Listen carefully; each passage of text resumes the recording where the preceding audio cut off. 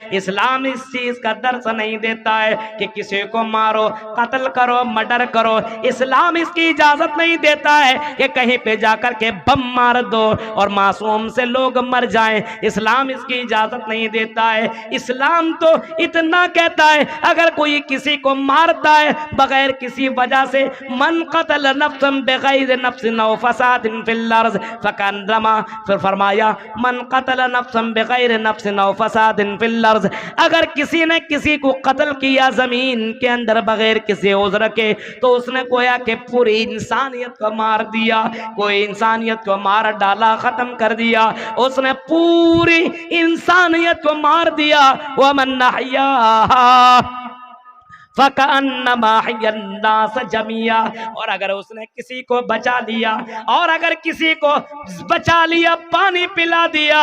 मेरे भाइयों, कोरोना में आपने देखा होगा कितने मुसलमानों ने मुसलमानों की गैर मुस्लिमों की मदद की है। अगर किसी मुसलमान को बचाया तो गोया कि उसने पूरी इंसानियत को बचा लिया। और अल्लाह के नबी ने तो यही फरमाया था, इंसान छोड़ो, अगर कोई जानवरों के साथ जुल्म करता है तो वो आदमी जन्नत में नहीं जाएगा। एक औरत ने एक बिल्ली को बांध दिया, खिलाया नहीं, पिलाया नहीं, पानी नहीं दिया, उसको तड़पाता रहा, उसको प्यासे रखा, भूखे रखा, मार दिया। अल्लाह के नबी फरमाते हैं दखलन्नार या दखलन्नार, वो औरत जहन्नम के अंदर दाखिल हो गई। उसने बिल्ली को मार दिया, तड़पा तड़पा करके एक बिल्ली की मारने की वजह से जहन्नम के अंदर चली गई। जहन्नम उसका हिस्सा बन गया, वो जन्नत के जहन्नम के अंदर दाखिल हो गई।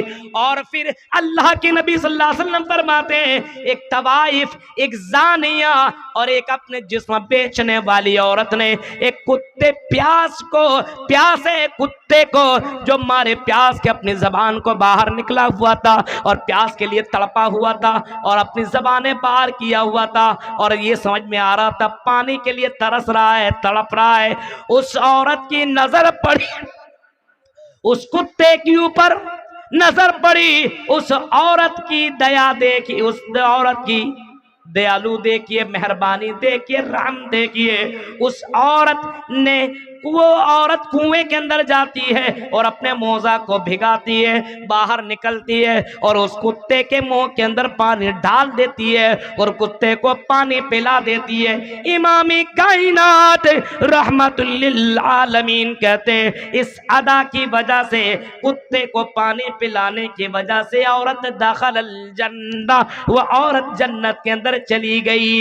ये इस्लाम है, ये भाईचारा है। इंसान तो इंसान छोड़ो, जानवरों के साथ भी इस्लाम अच्छा सलूक करने का हुक्म देता है, जानवरों के साथ बढ़िया सलूक करने का हुक्म देता है। और आपने वो मंजर सुना होगा, ओ महाराजपुर के रहने वालों लोगों, क्या आपने नबी अकरम के वो हदीस सुनी होगी? आपने फरमाया अतदरूना मल मुफलिस, और लोगों क्या तुम्हें मालूम है मेरी उम्मत में सबसे बड़ा मुफलिस कौन है, सबसे बड़ा फकीर कौन है, सबसे बड़ा गरीब कौन है? अतदरूना मल मुफलिस, क्या तुम जानते हो कि मुफलिस कौन है? सहाबा कहते नहीं, अल्लाह व रसूलुहु आलम, अल्लाह और उसके रसूल ज्यादा जानते हैं, हमें मालूम नहीं है। आए अल्लाह के रसूल आप जानते हैं, अल्लाह जानता है। आपने फरमाया मेरी उम्मत में सबसे बड़ा मुफलिस और सबसे बड़ा फकीर, सबसे बड़ा गरीब वो है। सहाबा ने कहा हमारे यहाँ मुफलिस उसको कहते हैं जिसके पास घर मकान दीनार और दिरहम ना हो, उसको मुफलिस कहते हैं, इससे ज्यादा हम कुछ नहीं जानते। आपने फरमाया नहीं, मेरे उम्मत में सबसे बड़ा मुफलिस आदमी वो होगा, सबसे बड़ा फकीर आदमी वो होगा, याती यौमल क़ियामा बिसलातिन व सियामिन, क़यामत के दिन मेरी उम्मत में कुछ लोग ऐसी आएंगे, कुछ मर्द हजरात ऐसी आएंगे, कुछ औरतें ऐसी आएंगी, नमाज के साथ आएंगी, रोज़ा के साथ आएंगी, सदका के साथ आएंगी और इसी तरीके से अलग अलग नेकियों के साथ आएंगी। नमाजें भी पढ़ी होंगी, रोज़ा भी रखा होगा, सदका खैरात भी किया होगा, उम्रा हज भी किया होगा, लेकिन मेरे भाइयों किसी को मारा होगा, किसी को सताया होगा, किसी को तकलीफ दिया होगा, किसी के साथ जुल्म किया होगा, शतम हाजा व कलहाजा व ज़रब हाजा, किसी को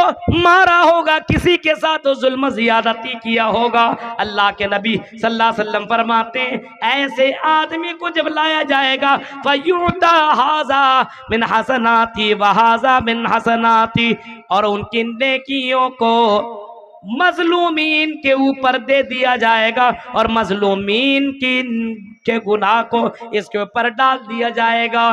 नेकियां खत्म हो जाएंगी तो जिसको ऊपर जुल्म किया होगा उनकी बुराइयां गुनाह इसके ऊपर लाद दिया जाएगा।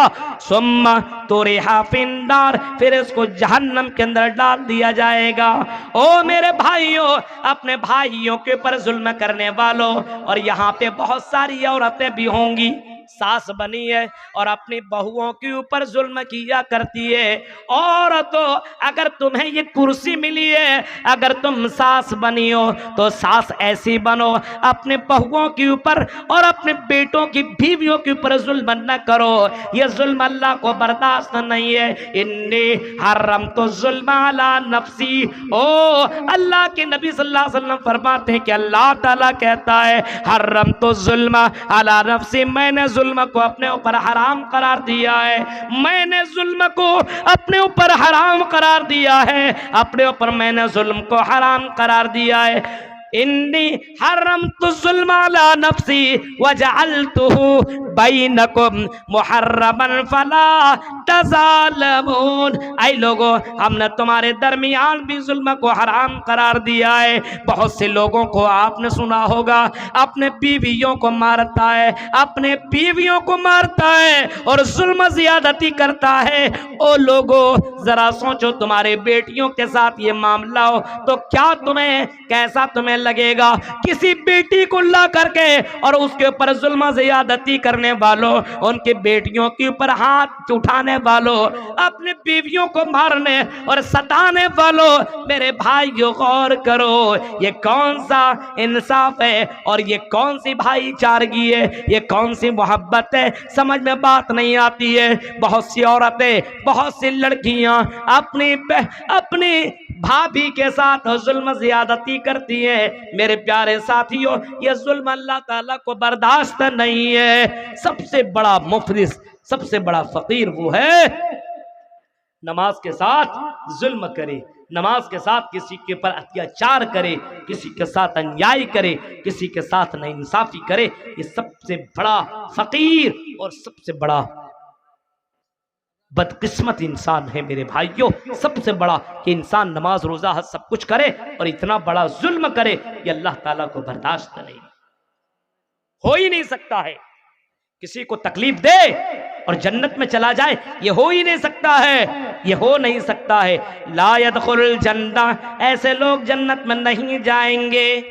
ओ आपस में भाईचारगी को खत्म करने वालों, आपस में मोहब्बतों को खत्म करने वालों, दुश्मनियां पैदा करने वालों, सुनो, आओ मैं तुम्हें बताता हूं दुश्मनियों को अपने यहां बढ़ावा देने वालों।